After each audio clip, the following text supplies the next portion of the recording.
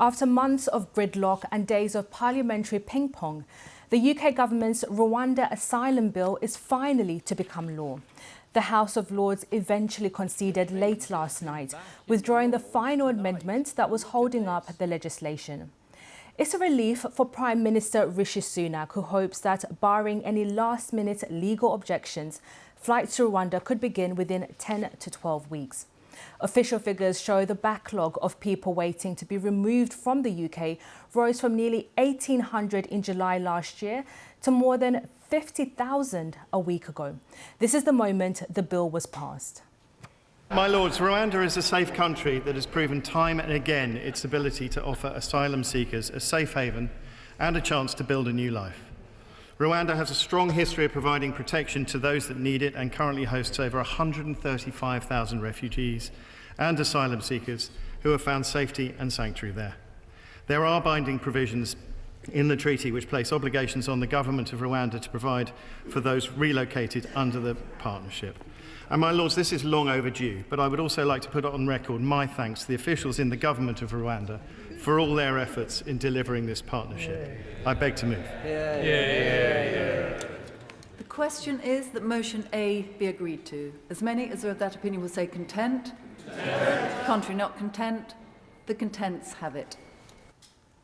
We can get more reaction to the passing of this bill from Rwanda, and we can speak to our Africa correspondent there, Barbara Plett-Usher.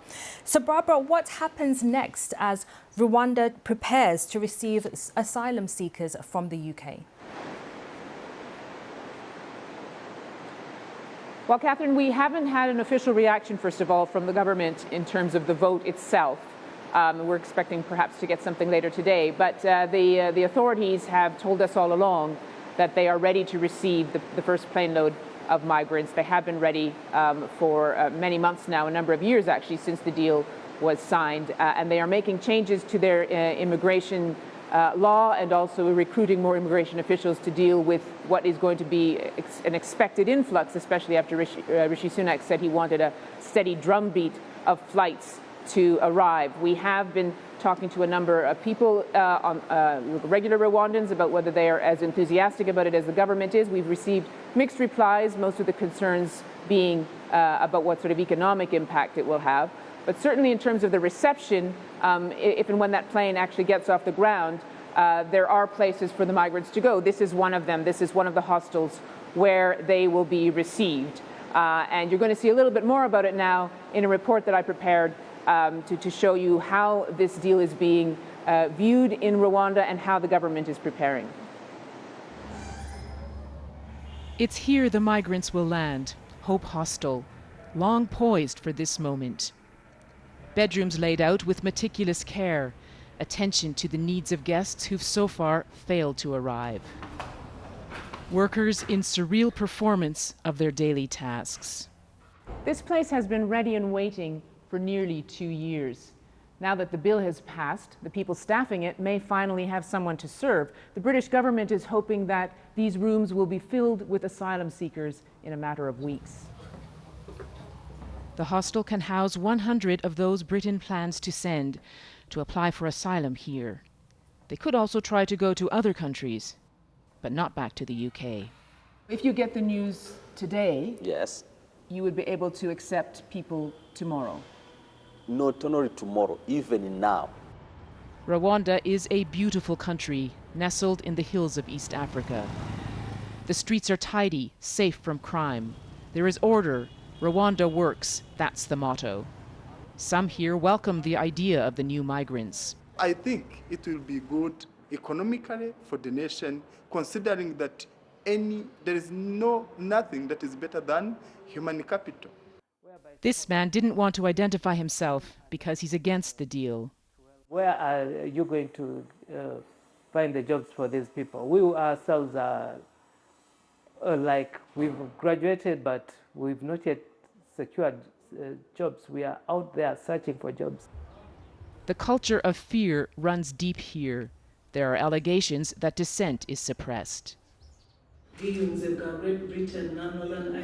Kigali strongly denies this, and its parliament passed a law to address the concerns of Britain's Supreme Court to strengthen protections for asylum seekers. If they want to hold a protest, can they do it? Our national laws are very clear about the right to protest. It is protected under specific circumstances, and if they do wish to protest peacefully within the confines of the law, they're welcome to. Rwanda has welcomed other migrants, Africans who were stuck in Libya trying to get to Europe.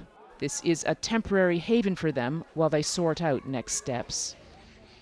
They could choose to settle in Rwanda. None have. They want opportunities elsewhere.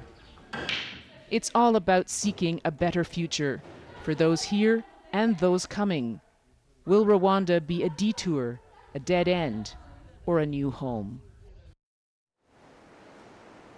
And Barbara is still on the line with us from Kigali. And as you mentioned there in your package, Barbara, there's still questions as to how safe Rwanda is for migrants. Yes, that's right. That was the whole issue in the UK, wasn't it? I think it really depends on who you ask and what you mean. So Rwanda is a pretty safe place when it comes to levels of crime. There are statistics about that. It's very high on the index of safety when it comes to crime. There is one incident that the Supreme Court mentioned with regards to refugees. This took place in 2018, Catherine, when refugees from the Democratic Republic of Congo protested against a cut in food rations, and the police opened fire and killed 12 of them. Now, the government here says that was an isolated incident. Nothing like that has happened since. Human Rights Watch says perhaps it's more germane to note that no other demonstrations have happened since, and that some of the people who were involved were arrested and jailed. So that is something that I put to the official you saw in the piece, and you heard her response. Then there is the issue of the allegations of suppression of dissent. Those come from many different quarters, including human rights agencies, political opposition activists, and so on. Again, as I mentioned, Kigali denies this, but the UK government does acknowledge there are some restrictions on freedom of movement and freedom of speech and of assembly, but says it's very unlikely that anyone relocated here would be ill-treated. So that's the calculation that they made. Barbara, thank you. That's our Africa correspondent, Barbara Plett-Usher in Kigali there for us. Well, for more analysis on this, we can turn to Dr. Joel Grogan, who is a senior researcher at the think tank UK in a Changing Europe. Thank you for joining us on BBC News. So this bill has passed, and the government says it has made plans for flights with asylum seekers to Rwanda. What's your assessment of the government's plans? We'll see it when it happens. The government is now going to be facing political challenges, practical challenges, and very prominently legal challenges as the Rwanda policy goes ahead. What we're hearing from the government, and in his press conference yesterday from the Prime Minister Rishi Sunak, is that this is really inevitable. And so they're prepared to face down any legal challenges. So is it just not a matter of time until those flights to Rwanda begin? Well, in terms of the legal challenges, what we're likely to see is immediately challenges coming broadly about the legislation itself. That this law breaches some very fundamental principles of UK constitutional law, of international obligations, of human rights. The law itself is very explicit. It says that no decision maker, so no immigration officer, no court, no judge, can make any assessment about Rwanda's safety other than the fact that it is safe. Whereas for courts, and if and when this then will go to the European Court of Human Rights, which does seem inevitable, they'll be looking at the facts of the case. They'll look at Rwanda as it is right now. If on the evidence they find that Rwanda is not a safe country for asylum seekers, and what that means is there's an imminent risk of immediate harm, or they could be sent back to a country where they would face death or torture or other irreparable harm, they will not find it to be a safe country, no matter what the law says. That's going to present a very difficult challenge for the UK, as it will have an international obligation under the European Court of Human Rights not to send someone to a country where it is not safe. That will then become a difficult political question, for example, for the Home Secretary, in addition to any immigration officers or courts, as to whether or not they will follow the law as they are obliged to do, or follow this law as it has just come into being, probably today or tomorrow. Should this policy succeed, and you mentioned the legal challenges that are to come, but should it succeed, could we see other European countries putting in place similar plans? Of course, migration is a key issue across Europe. Success will be very difficult to measure. I know the Prime Minister said yesterday that success will only be measured if all the boats are stopped, which is particularly difficult in a year where we're seeing record numbers arriving. Just to give a little context for that, in the initial plans that were laid out, we heard about 1,000 people over 5 years could be assessed by Rwanda for refugee status and then settled in Rwanda. On ambitious targets, this could be up to about 5,000 people over the course of 5 years. But for small boats arrivals this year, that was 1,000 people in January. And I think as of April, it's more than 5,000. So success will be very difficult to measure. However, in the European context, it's a very different legal situation. As a matter of law, and this is law for the ECHR, it's law domestically here in the UK and also for European countries, it is not unlawful to send someone to a third country to have their asylum claim processed as long as that country is safe.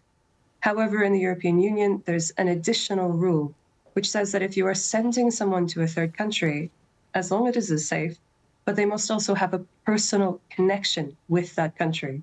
So we're not likely to see the equivalent of a Rwanda plan in the EU right now.